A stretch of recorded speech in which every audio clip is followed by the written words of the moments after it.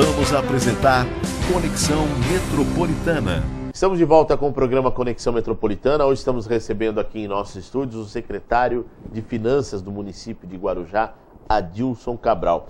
Agora, secretário, voltando aqui o nosso bate-papo e até me colocando no lugar dos munícipes, do telespectador de Guarujá que está nos assistindo agora, você falou muito, né, de colocar a casa em ordem, de que as coisas vão andar pós-eleições. Porque eu tenho certeza que muitos dos munícipes estão se perguntando e vão perguntar a vocês, né, que vão às ruas, a prefeita, na sua andada, na sua caminhada aí das eleições de 2012.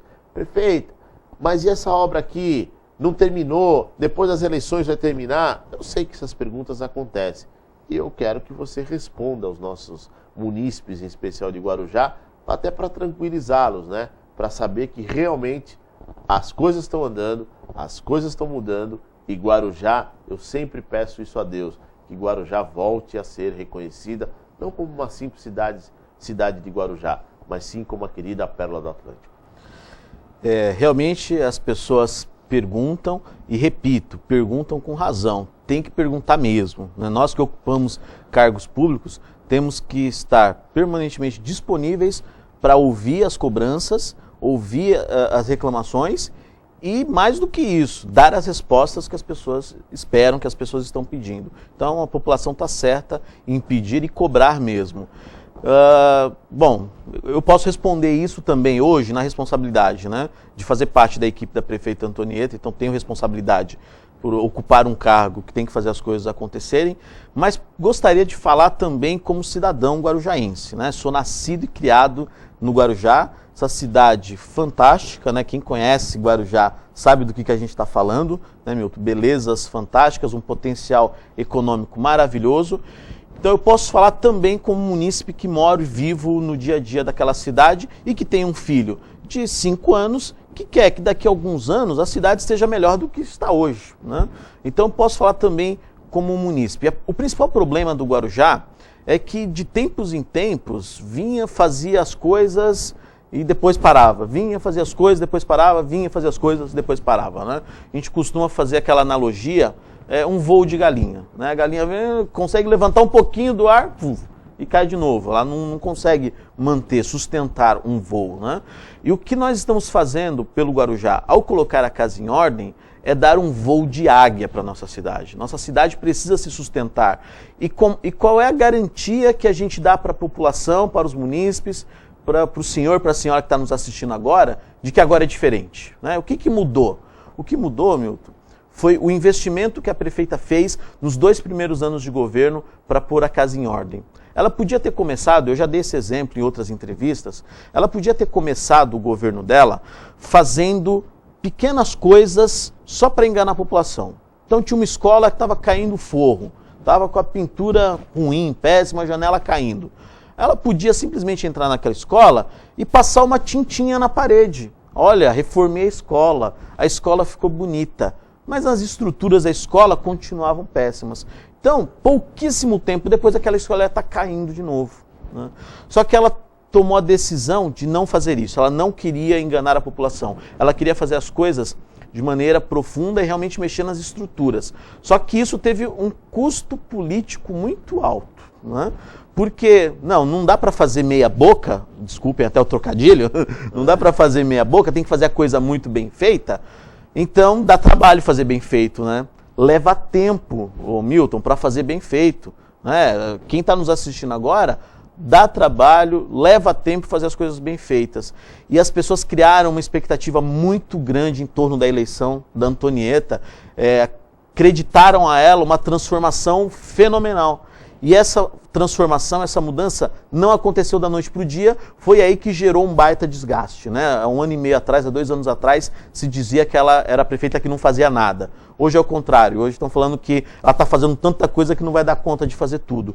Mas só é possível fazer tudo isso porque agora as estruturas estão em ordem. Então o que a população precisa entender é que aqueles 2 anos, entre aspas, que foram perdidos, né, que não conseguiu se realizar tantas coisas para pôr a casa em ordem, é aquilo que dá segurança para o que está se fazendo hoje não vai parar. Um problema que a gente sempre teve, principalmente do governo anterior, muitas obras que eram feitas com recursos do Estado, da União, pararam porque a prestação de contas do recurso não foi feita. E por que não foi feita? Porque não tinha documentação. E por que não tinha documentação? Porque foi feito de qualquer jeito o processo. O projeto foi feito de qualquer jeito, o processo licitatório foi feito de qualquer jeito. No caso da Antonieta, não. Nos 2 primeiros anos, enquanto a gente colocava a casa em ordem, os projetos foram sendo elaborados e projetos com qualidade. Os processos licitatórios foram feitos e feitos de uma maneira correta. Então, hoje a gente não tem problema para fazer prestação de contas. Então, se não tem problema para fazer prestação de contas, o recurso não vai parar de vir, as obras vão continuar. Os recursos do orçamento municipal mesmo, que estão canalizados para fazer as coisas acontecer, há uma programação hoje. Então, quando a gente fala que a casa está em ordem, é para dar essa garantia para as pessoas. Foi feito um investimento muito alto. A prefeita pagou um preço muito alto com o capital político dela, com as pessoas insatisfeitas nos 2 primeiros anos de governo. Mas agora que as coisas começaram a acontecer, não para mais. É essa segurança que a gente quer dar para as pessoas. Adilson, uma outra questão também que eu queria abordar com você foi com o avanço da atual gestão da prefeita Maria Antonieta de Brito com relação ao funcionalismo público. Inclusive com a implantação da escola de governo, que eu achei sensacional. Eu queria que você passasse aos nossos telespectadores, em especial, não só aos funcionários públicos, mas também ao munícipe, né? Porque também o munícipe cobra muito do relacionamento entre o munícipe e o atendente, que está lá, que é funcionário público, que muitas das vezes tem alguns problemas em casa, acaba levando para o trabalho, e isso não pode acontecer nem na esfera pública, nem na privada, né? Mas, infelizmente, ainda nos deparamos com pessoas desse tipo. E a escola de governo não só teve esse avanço com relação até de poder qualificar, de poder orientar melhor o funcionalismo público, mas também plano de carreira. Como é que está esse avanço? Existem mais algumas coisas para ser acertadas? Podemos falar, sim, com muita tranquilidade também. E esse assunto, Milton, realmente é importante. A gente vai falar agora mais especificamente para o servidor público, né, para os funcionários da prefeitura, mas esse é um assunto de interesse de toda a cidade, como você falou. Ou seja, a senhora, o senhor aí que não é servidor público, né, mas precisa que a máquina esteja funcionando para que a escola esteja tudo em ordem, para que a unidade de saúde esteja tudo em ordem, para que os serviços públicos sejam realizados. Para que essas coisas aconteçam, depende do servidor público estar devidamente tratado, vamos dizer assim. Então esse realmente é um assunto que é de interesse de toda a população. E a gente pode dizer o seguinte, Milton, desde o início do governo a gente já começou mostrando que mudou mesmo, né? Os servidores não podem esquecer que logo no início, tem uma cena que não sai da minha cabeça. Nós assumimos, lá no gabinete, tinham 3 armários de madeira, com pilhas e pilhas de pastinhas de processos administrativos. Quem é servidor do Guarujá sabe do que eu estou falando, aquelas pastinhas amarelas, né, que é onde tramita os pedidos dos servidores. Tinham 3 armários de pastinhas e pastinhas lá, literalmente engavetadas, literalmente paradas. E todos os servidores sabem como é que esses processos andavam. Para andar, tinha que ir lá, sentar na frente de alguém e pedir pelo amor de Deus para o processo andar. Então foi a primeira grande transformação que a prefeita fez. Tira todos esses processos daqui, vai tudo para o RH e dá andamento a todos esses processos imediatamente. No primeiro ano de governo foram pagos 17 milhões de reais de passivos trabalhistas, que já era direito já do servidor e que estava simplesmente engavetado. Então ela começou de lá já mostrando para o servidor como o servidor é importante, a sua vida funcional, o seu salário está em dia, a sua vida funcional estar em ordem, para que você se preocupe em atender a população. Né? O foco é esse. E até porque não podia ser diferente, né, Milton? A prefeita, servidora há 20 anos. Eu, graças a Deus, sou servidor de carreira também da Prefeitura do Guarujá, assim como vários outros secretários. A maioria dos diretores que assumiram cargos de direção na administração da prefeita Antonieta são servidores de carreira. Então, já começou assim, e aí veio, né, várias realizações. Logo no início teve a Casa do Educador, que também é voltado para dar condições de trabalho para os profissionais da educação. Logo depois veio a Escola de Governo. A Escola de Governo é um instrumento fantástico de capacitação e aperfeiçoamento dos servidores, mas não é só isso, ele também presta esse tipo de trabalho para a sociedade. Né? Nós tivemos recentemente cursos para lideranças da juventude do Guarujá, tivemos cursos para as lideranças de associação de moradores, então também tem esse aspecto externo, mas para os servidores, escola de governo fantástica. Mais recentemente, a prefeita Antonieta inaugurou a Casa de Apoio ao Servidor, né? Muitos servidores precisavam de um auxílio para enfrentar dramas familiares e não tinham a quem recorrer, e foi implantada a Casa de Apoio ao Servidor. E mais recentemente ainda foi aprovado definitivamente o Estatuto do Servidor e o plano de carreira, passando o funcionalismo do Guarujá do regime de CLT para o regime estatutário. Já foi aprovado na Câmara, entra em vigor em 1º de janeiro. Uma discussão que se fazia há décadas, né? Então, passa por aí também, Milton, o bom relacionamento com os sindicatos, né? Os sindicatos são ouvidos e são respeitados como legítimos representantes da categoria.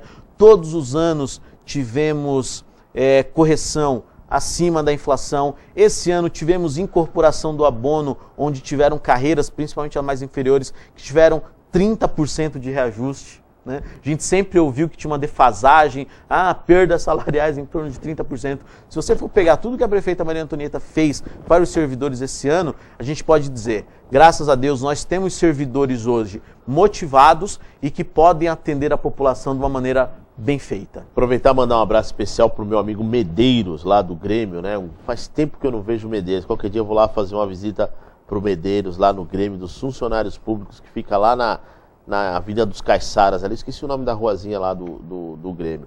Agora, o secretário, antes de terminar o nosso programa, estamos quase chegando ao final, temos mais 2 minutinhos.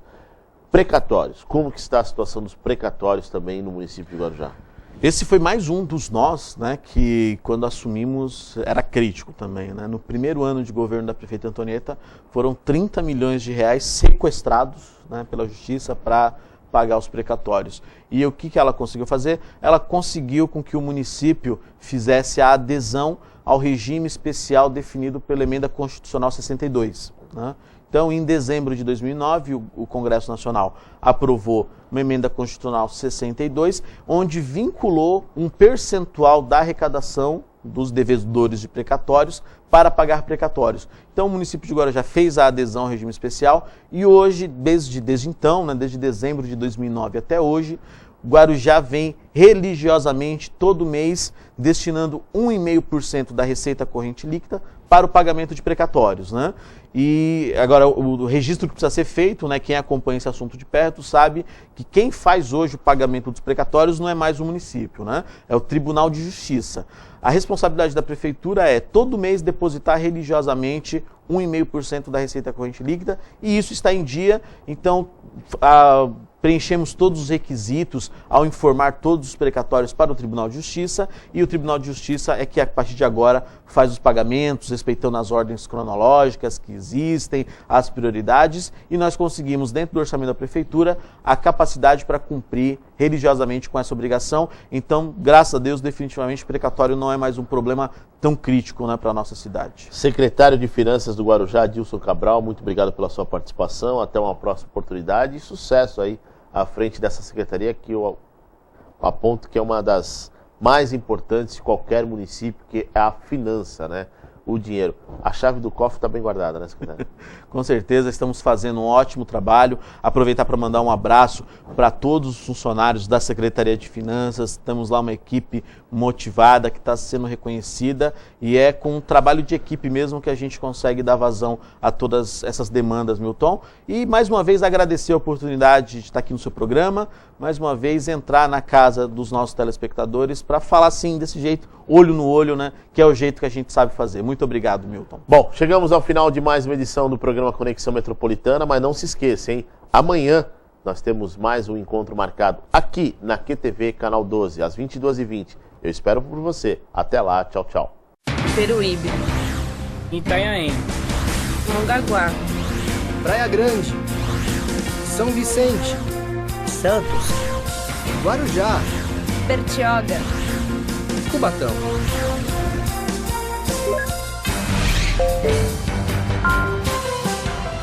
Conexão Metropolitana.